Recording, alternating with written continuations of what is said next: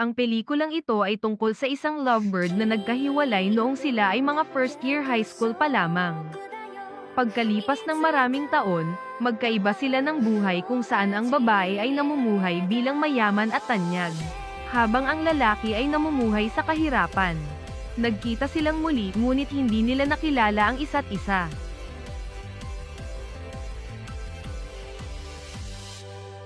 Nagsisimula ang pelikula sa pamamagitan ng pagpapakita ng isang matandang lalaki na nagkukwento ng kanyang buhay tungkol sa isang babae, kung saan sinabi niya na hindi na siya kasal, at hindi rin nakikipag-date sa ibang babae pagkatapos ng pagkamatay ng kanyang asawa 40 taon na ang nakakaraan.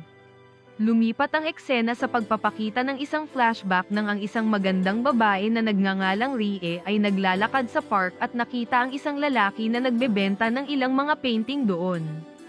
Ang pangalan ng lalaki ay Chol-woo. Siya ay isang baguhang pintor na madalas na nagbebenta ng kanyang mga painting, at ito ang kanyang ikinabubuhay. Mukhang humanga si Rie sa mga painting ni Chol-woo at nagpas siyang bilhin ang kanyang painting. Tuwang-tuwa naman si Chol-woo dahil ito ang unang pagkakataon na may interesado sa kanyang mga painting. Pagkatapos ay pinirmahan at isinulat ni Chol-woo ang kanyang social media account sa likod ng painting na binili ni Rie. Kinabukasan, si Rie ay nawalan ng gana nang gagawa na sana siya ng painting, pagkatapos ay tumingin sa painting na binili niya kay Chol-woo. Sinuri niya ang social media page ng lalaki at tila interesado ito sa kanya. Samantala sa ibang lugar, si Chol-woo ay natutulog ngunit biglang ganising ng kanyang kasintahang si Doida. Ang babae ay mukhang naiinis kay Chol-woo ngunit hindi ito pinansin ng huli at bumalik na lang sa kanyang mga normal na aktibidad, lalo na ang paggawa ng mga painting para ibenta. Ngunit sa pagkakataong ito, ginagawa pa rin ni Chol-woo ang kanyang pinakamahalagang painting, ang pagpipinta ng isang babae na kanyang unang pag-ibig. Sa ibang lugar, si Rie na nawalan ng inspirasyon sa pagpipinta ay tila nakatulog sa kanyang mesa, kaya't siya ay pinagsabihan ng kanyang ina at pagkatapos ay nagmumungkahi na dapat siyang umuwi. Pagkatapos ay nakita ng kanyang ina ang painting ni Chol-woo at mukhang labis na humanga dahil napakaganda ng pagkapinta. Sinabi ng kanyang ina na kung mayroon silang hindi bababa sa 20 mga painting o higit pa tulad ng kay Chol-woo, maaari silang magkaroon ng solong painting exhibition. Pagkatapos ay hiniling niya kay Rie na gumawa pa ng 20 mga painting. Kinabukasan, bumalik si Rie sa park kasama ang kanyang tiyuhin na si Kim Jong. Bumalik siya para bumili ng painting ni Chol-woo, bagamat hindi ito alam ng kanyang tiyuhin, dahil hindi siya kasama sa unang pagpunta ni Rie. Iniwan lang ni Rie ang kanyang pera doon at nagmamadaling umalis.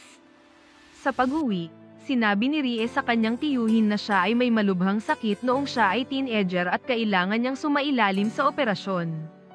Nakipagkaibigan si Rie sa isang binatilyo na laging umaaliw sa kanya at nakikisama sa kanyang karamdaman.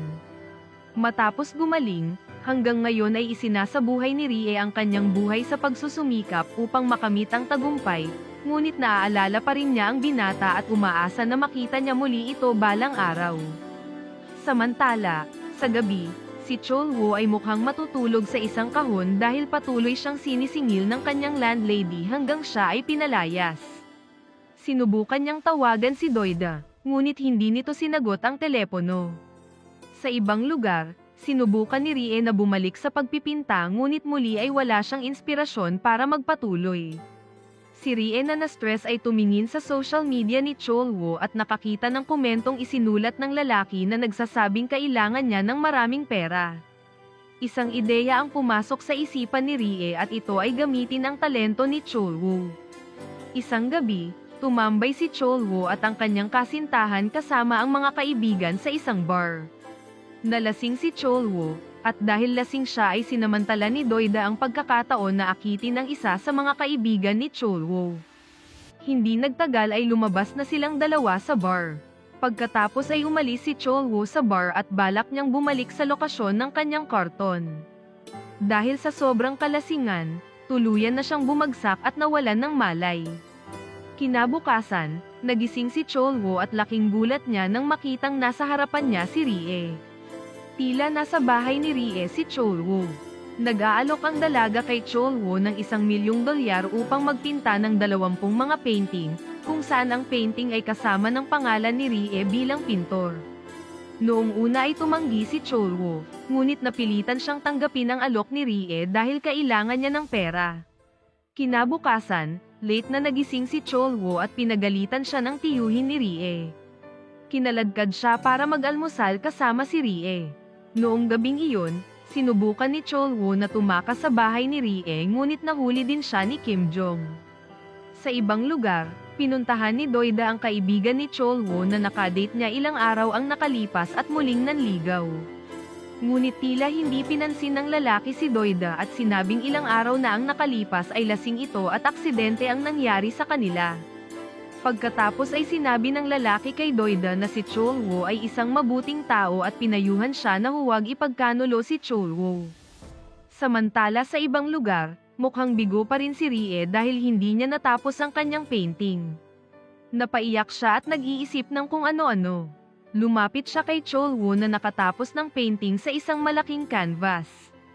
Tinanong ni Rie si Cholwo kung saan siya natutong magpinta. Ngunit sa halip ay tinanong siya ni Cholwo kung sino siya at bakit niya ginagawa ito na sinagot naman ni Rie na huwag magtanong ng personal. Pagkatapos ay sinabi ni Cholwo na siya ay isang bad artist at nagtanong kung bakit siya ni-recruit ni Rie. Hindi naman maganda ang kanyang mga painting. Gayunpaman, hindi ibinunyag ni Rie kung bakit ni-recruit si Cholwo para maging kanyang pintor. Samantala, si Doida na tinanggihan ng ibang lalaki ay sumubok na balikan si Cholwo. Ngunit hindi niya makontak si Cholwo at hindi malaman kung nasaan siya. Pagkatapos ay pumunta si Doida sa lokasyon ng kahon kung saan karaniwang natutulog si Cholwo ngunit hindi rin niya ito natagpuan. Napaupo si Doida at umiyak sa kabiguan, pinagsisisihan ang kanyang ginawa sa hindi pagpansin kay Cholwo. Makalipas ang ilang araw, nagkaroon ng mainit na pagtatalo sina Rie at Cholwo na naging sanhi ng biglang pag-trigger ng sakit ni Rie, at siya ay nawalan ng malay. Natarante si Cholwo at binuhat si Rie para isugod sa ospital. Sa daan, nakasalubong ni Cholwo si Kim Jong na pauwi na galing sa pamimili. Agad na dinala si Rie ng kanyang tiyuhin sa ospital sakay ng kotse, habang si Cholwo naman ay sinabihang maghintay sa bahay. Nang gabing iyon, palihim na pumasok si Cholwo sa silid ni Rie kung saan natuklasan niya ang mga gamot na iniinom ni Rie pati na rin ang kanyang diary. Binuksan ni Cholwo ang diary at nalaman na nahihirapan si Rie sa paggawa ng mga painting at tinawag si Cholwo na isang talented artist. Sa tingin niya ay maaaring maging sikat na pintor si Cholwo kung hindi niya sasayangin ang kanyang talento. Sa huling pahina ng diary, nakakita si Cholwo ng isang lumang larawan.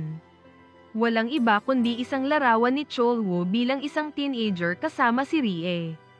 Si Cholwo ay labis na nabigla nang makita ang larawan. Sa ibang lugar, pumunta si Doida sa istasyon ng pulisya upang iulat si Cholwo na ilang araw nang nawawala.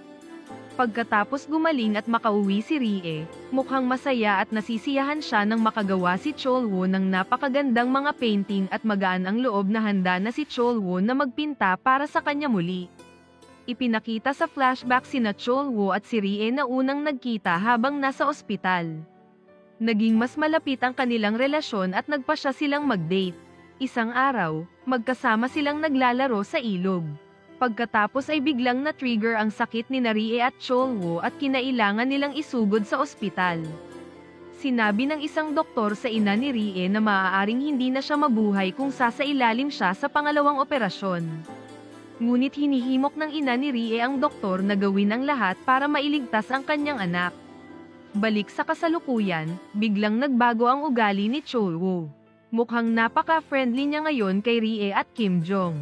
Hindi rin siya nagdalawang isip na purihin si Rie na napakaganda niya kahit walang makeup. Pagkatapos noon, si Cholwo na tila nananabik na magpinta sa bakuran ay nagpatulong kay Rie. Magkasama silang nagtrabaho sa painting habang casual na nag-uusap. Pagkatapos ay sinabi ni Rie na balak niyang magsagawa ng painting exhibition sa ilalim ng pangalan ni Cholwo kung saan iba sa orihinal na kasunduan. Pagkatapos ay hiniling ni Rie kay Cholwo na pumunta sa painting exhibition upang malaman kung ano ang pakiramdam ng pagiging isang sikat na pintor, at sinabi na ang katanyagan ay mahalaga para sa isang artist. Pinapayuhan din ni Rie si Cholwo na laging alagaan ang kanyang kalusugan at huwag isipin ang sasabihin ng ibang tao tungkol sa kanya. Nang tanungin ni Cholwo ang kalagayan ni Rie na may depekto pala sa puso, biglang dumating ang kanyang ina at tinanong kung sino ang kasamang lalaki. Pagkatapos ay sinabi ni Rie sa kanyang ina na si Cholwo ay ang kanyang assistant. Hindi nagtagal ay halos natapos na ni Cholwo ang lahat ng mga painting na hinihingi ni Rie, at isa-isang ipinakita sa kanya at tila nasiyahan ang magtiyuhin sa trabaho ni Cholwo. Sa gabi, sina Cholwo at Rie ay casual na nag-uusap kung saan ang dalawa ay mas malapit na ngayon at tila komportable at mapagmahal sa isa't isa. Pagkatapos ay ipinakita ni Rie ang ilang mga painting, isa na rito ay isang painting na ginawa niya na pinaplanong isama sa exhibit sa isang art gallery sa lalong madaling panahon. Tila kontento at nasiyahan ang ina ni Rie sa lahat ng painting maliban sa isang painting na sa tingin niya ay pangit. Nang sabihin ng kanyang ina na itapon ang painting, galit na sinabi ni Rie na ang painting ay isang painting na ginawa niya at pagkatapos ay inamin na lahat ng mga painting na ipapakita ay gawa ni Cholwo. Nagkaroon ng sagutan ang mag-ina, ngunit pinili ng ina na sumuko dahil nag-aalala siya sa kalagayan ng kalusugan ng kanyang anak na madaling bumagsak kapag may labis na pressure. Pagkatapos ay pinuntahan ng ina si Cholwo at sinabihan siyang huwag kaligtaan ang painting exhibition ng kanyang anak. Pagkatapos ay tinanong ni Cholwo ang ina ni Rie kung naaalala siya nito. Tugon niya na naalala niya si Cholwo dahil malaki na ang pinagbago nito. Pagkatapos ay pinag-usapan nila ang tungkol kay Rie at pati na rin ang kanyang lumalalang kondisyon sa kalusugan.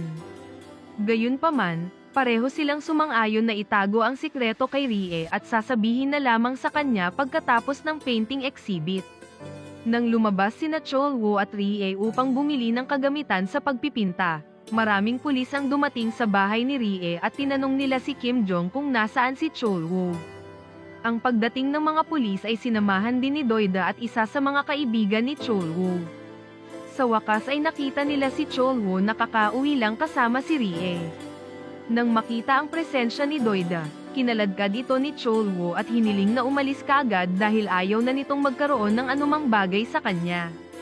Pagkalipas ng mga araw, ang relasyon ni Cholwo at Rie ay nagiging mas malapit kaysa dati hanggang sa dumating ang araw ng painting exhibition. Lahat ng mga painting ni Cholwo ay nakadisplay sa isang namungunang art gallery. Pagkatapos ay lumapit si Doida sa ina ni Rie at nagbanta na sasabihin sa lahat na ang painting exhibition na ginanap ni Rie ay hindi lamang gawa niya kundi gawa rin ni Cholwo. Gayunpaman, hindi pinansin ng ina ni Rie ang banta ni Doida. Sa kabilang banda, nasa biyahe si Kim Jong kasama si Cholwo kung saan inaabutan siya ng tiyuhin ni Rie ng isang tseke na nagkakahalaga ng $2 milyong. Ngunit tinanggihan lamang ni Cholwo ang regalo. Pagkatapos ay hinatid ni Kim Jong si Cholwo sa kanyang bahay at hiniling na huwag dumalo sa painting exhibition kahit nataliwas ito sa gusto ni Rie. Samantala, ang mga bisita at mga tauhan ng media ay tila naroon sa lokasyon at tila masigasig tungkol sa painting exhibition na ginanap ni Rie. Pero sa kabilang banda, si Rie ay tila laging lumilingon-lingon, hinahanap si Cholwo na hindi kailanman nagpakita doon. Matapos buksan ng kanyang ina ang painting exhibition, nagbigay siya ng maikling pagbati kung saan ipinahayag niya sa mga tao na ang lahat ng mga painting sa art gallery ay gawa ni Cholwo. Ikinagulat naman ito ng kanyang ina. Dahil sa pressure ng media kung saan maraming tanong at napapaligiran ng maraming tao, biglang inatake sa puso si Rie at nawalan ng malay. Kinabukasan, sinabihan si Cholwo ng isa sa kanyang mga kaibigan na naging viral ang kanyang pangalan sa social media bilang isang sikat na pintor, at ang balita rin tungkol kay Rie na inatake sa puso at kinailangang sumailalim sa intensive treatment. Pagkatapos ay pumunta si Cholwo sa ina ni Rie para itanong kung nasaan si Rie. Ngunit nag-aatubili siyang sabihin kay Cholwo at sinabi lang na nagpapagamot si Rie. Nang hindi mahanap ang kinaroroonan ni Rie, gumawa si Cholwo ng portrait ng dalaga.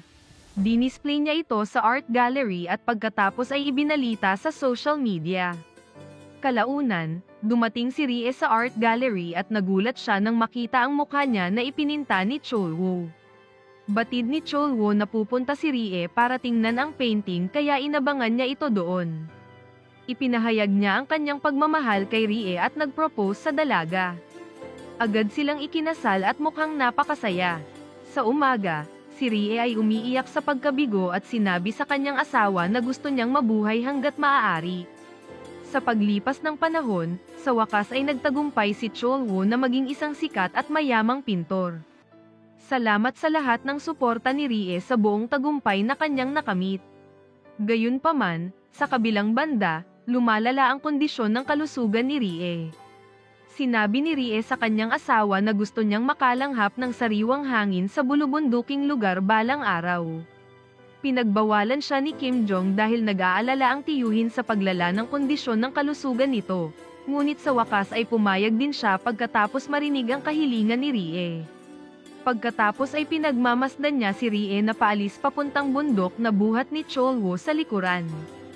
Pagkatapos ay lumipat ang eksena sa simula ng pelikula. Lumabas na ang matandang nasa panayam ay si Cholwoo, kung saan sinabi niya sa kanyang tagapanayam na si Rie ang pinakamahalagang tao sa kanyang buhay. Ibinigay ni Rie ang lahat para sa kanya.